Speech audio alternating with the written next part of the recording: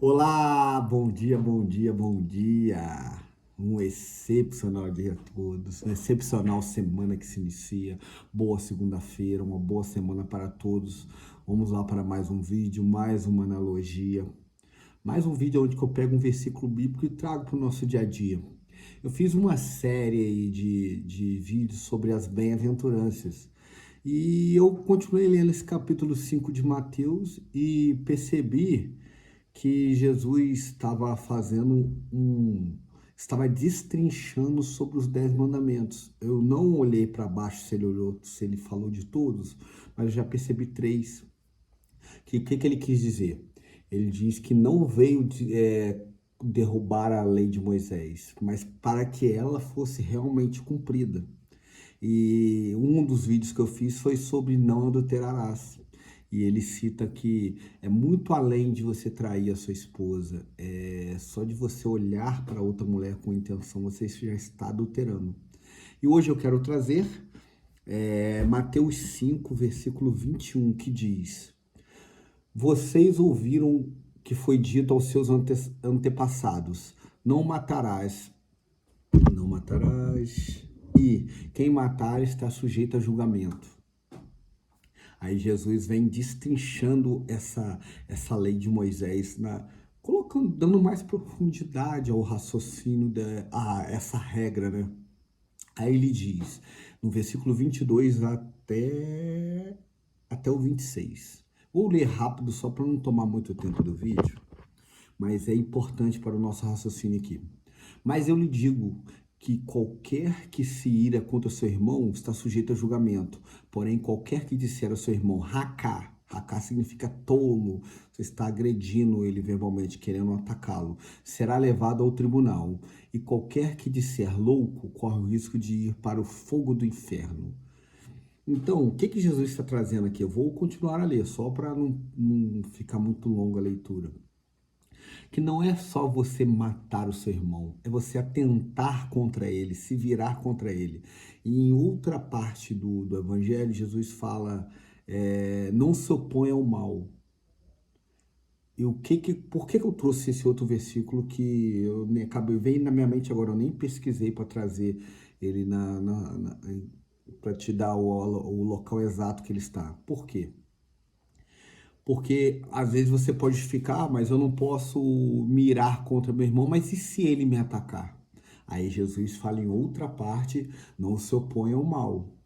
Então, só para alinhar aqui, para a gente estar claro que a construção que a gente está fazendo do raciocínio aqui. Portanto, se você estiver, continuando, portanto, se você estiver apresentando sua oferta diante do altar e ali se lembrar que o seu irmão tem algo contra você, deixe sua oferta ali diante do altar, vá primeiro reconciliar-se com seu irmão, depois volte aqui e ofereça sua oferta. Trazendo para o nosso dia a dia aqui. O que Jesus está falando? Sabe o que veio em mente agora para responder aqui? Isso, tem uma outra parte da Bíblia que fala o seguinte, que Paulo fala sobre a língua dos anjos. Você pode falar a língua dos anjos. Se não tiver amor, nada adianta. Então você pode estar fazendo boas obras, ministrando, falando muito de Deus, falando da boa nova, de Jesus, de tudo, mas se você tiver alguma contenda com seu irmão e não houver se reconciliado, acertado isso, de nada adianta as suas obras. Continuando. Entre de acordo depressa com seu adversário que pretende levá-lo ao tribunal. Faça isso enquanto ainda estiver com ele a caminho, pois caso contrário ele poderá entregá-lo ao juiz, o juiz ao guarda e você poderá ser jogado da prisão. Eu lhe garanto que você não sairá de lá enquanto não pagar o último centavo. É claro aqui, vamos entender o contexto aqui. Jesus estava falando para um povo, numa linguagem daquele povo que vivia há 2000 anos atrás. E qual era a linguagem que eles entendiam? Era linguagem olho por olho, dente por dente, etc. Então ali uma punição para eles era o quê? Ser levado a um guarda e ser preso, até que você pague o último centavo. Era muito normal, comum naquela época você pagar o imposto. Se você não pagasse, você ia preso só saía depois que pagasse. E então vamos trazer para o nosso dia a dia aqui esse versículo. O que eu compreendo que Jesus está dizendo aqui para nós, nos ensinando? Que toda mágoa, todo ressentimento que você tem para com o seu irmão, você está obscurecendo, fugiu a palavra. Você está se poluindo energeticamente, poluindo seu coração. Isso. Acho que essa palavra se encaixa. Você está poluindo seu coração. Logo, você não se conecta com o Pai. Porque todo ressentimento, toda mágoa te gera outros sentimentos que te atrapalham a se conectar com o Pai. E por que ele está dizendo que você ficará lá até pagar o último centavo? Até você se reconciliar com seu irmão. Enquanto você não se reconciliar com o seu irmão, eu não estou falando os dois andarem de mãos dadas ou eu te amo, continuar. Não estou dizendo isso. Eu acredito que Jesus não está dizendo isso. Ele está dizendo o quê? Você desfazer aquela nuvem do seu coração, aquela mágoa, aquele ressentimento. Enquanto você não perdoá-lo, você não vai desfazer isso no seu coração. Logo, eu sempre uso esse termo que nós somos como se fosse uma antena de rádio. Nós estamos sempre em uma frequência. E a frequência que você está, você se conecta com pessoas na mesma frequência. Então, se você está numa frequência de ódio, ressentimento, mágoa, você vai se conectar com pessoas nessa frequência. A tendência é de você só aumentar esse mal-estar, vamos usar esse termo. Então, por que Jesus está fazendo essa colocação? Você ficará até pagar o último centavo, trazendo para esse contexto que eu estou trazendo da mágoa, da energia negativa. Como que você vai pagar isso? Só se libertando daquilo. Se libertando o quê? Perdoando o seu irmão. E continuando aqui, já finalizou, que eu lhe garanto que você não sairá de lá enquanto não pagar o último centavo. É claro que se você não perdoar... Por que eu cheguei a essa conclusão? Porque naquela época era normal ir preso, era quando você cometia um crime ou devia seu imposto. Ninguém era preso porque tá magoado com alguém, tem algum ressentimento. Então a prisão que Jesus está se referindo aqui é a prisão emocional, que é aquela que eu estive durante muitos anos. Eu posso falar com propriedade. Eu fui criado sem pai, meu pai era uma pessoa alcoólatra, ausente, tinha lá as dificuldades dele, eu criei aquelas expectativas, logo eu cresci com muita mágoa, com muito ressentimento da pessoa, de uma das pessoas que eu mais amava. Só que eu não admitia devido ao ressentimento, à mágoa. É claro, eu amo muito a minha mãe. Minha mãe é o que eu tenho de mais importante na minha vida aqui.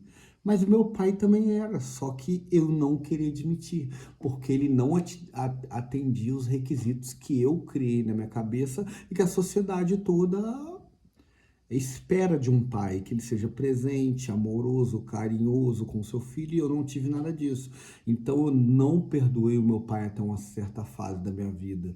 E aquilo, eu alimentei um ódio muito grande, um rancor pelo meu pai, até que depois de um tempo, depois de muitos anos, eu fazendo um trabalho, um inventário moral de mim mesmo, eu comecei a perceber que eu criei uma expectativa que era até plausível, normal, um filho que é um pai. E só que ele não ofereceu, não atendeu aquela expectativa, e aí? O que eu vou fazer com essa expectativa frustrada? Eu vou tomar o veneno para me continuar me envenenando até que eu morra? O que eu morra no sentido sofrimento, sofrer muito. E eu sofri demais com isso.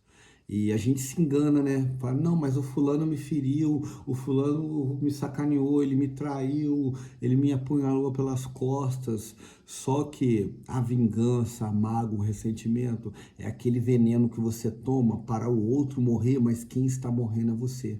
Quem está na prisão é você. Enquanto você prende aquela pessoa no seu coração ali, com aquela mágoa, ressentimento, você está na tal prisão que Jesus se referiu ali. Tem uma história que vem na minha mente aqui agora, que é... Eu vou contá-la da maneira que eu estou lembrando aqui, mas não é bem assim, mas vocês vão entender o contexto da história. existia dois budistas, ou monges, não monges, alguma coisa assim, que eles estavam num preceito lá, eles não poderiam tocar numa mulher. Até que eles tinham que atravessar um rio, um lago, não me lembro qual a história, que a mulher, tinha uma mulher ali, ela não podia atravessar. Então um dos monges ali colocou ela nas costas e cruzou ela para outra margem. Aquele outro monge ficou falando com ele: ah, mas você não poderia ter feito isso, você encostou na mulher, vamos usar esse termo, mas não foi isso que foi usado, você está em pecado, você está sujo, você tocou na mulher.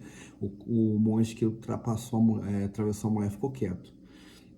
Daqui a pouco ele fala de novo: você não poderia ter feito isso, etc. Blá, blá, blá. No outro dia ele fala a mesma coisa: você não poderia ter feito isso, você está impuro, e etc. Falando na cabeça dele. Depois de uma semana falando na cabeça dele, ele virou para ela assim: eu carreguei aquela mulher por alguns minutos, e você está carregando essa mulher até hoje? É exatamente isso que acontece qual a analogia que é feita ali?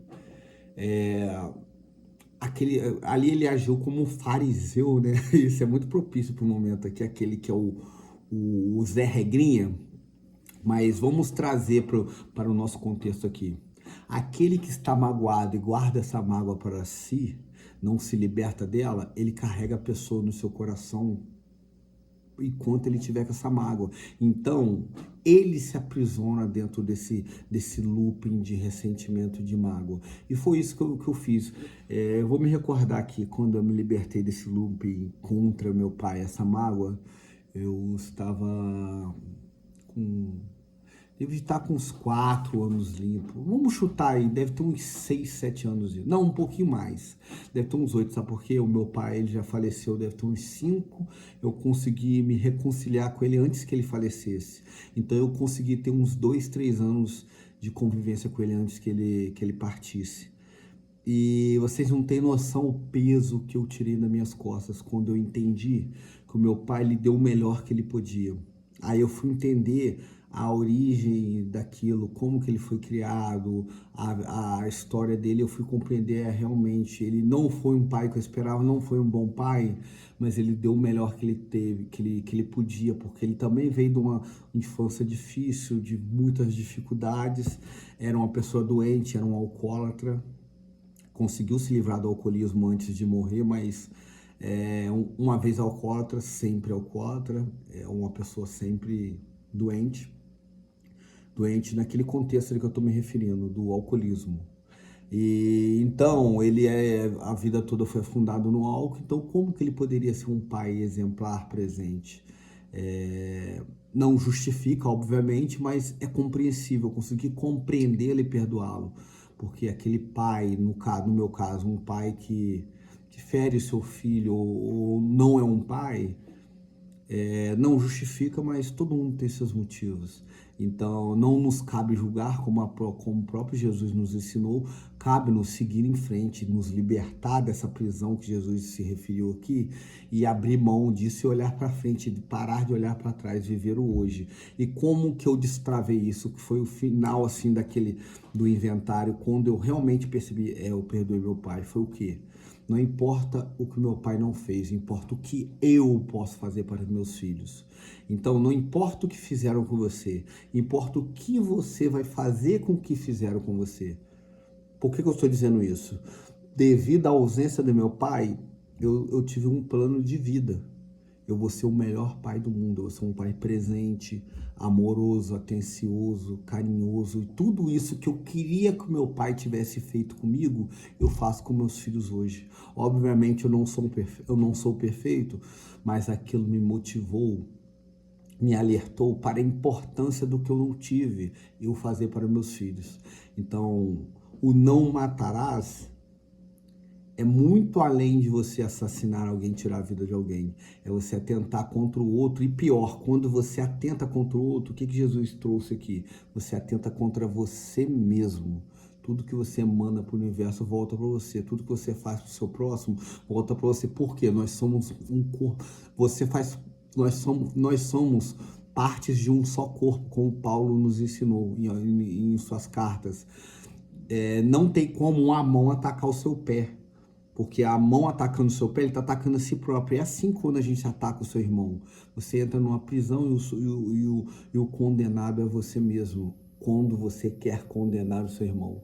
Essa que é a analogia que eu queria trazer para o nosso dia de hoje. Era essa reflexão, trazendo essa lei de Moisés que depois Jesus destrinchou aqui, trazendo pro nosso e eu trazendo agora para o nosso dia a dia, né? Depois Jesus destrinchou aqui na mais perfeita explicação foi que ele deu que o quê?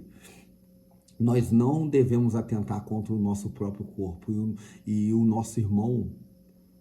Nós fazemos parte de um só corpo, igual Paulo nos ensinou.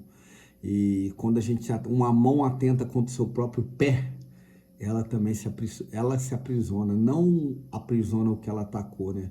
Que nós consigamos olhar para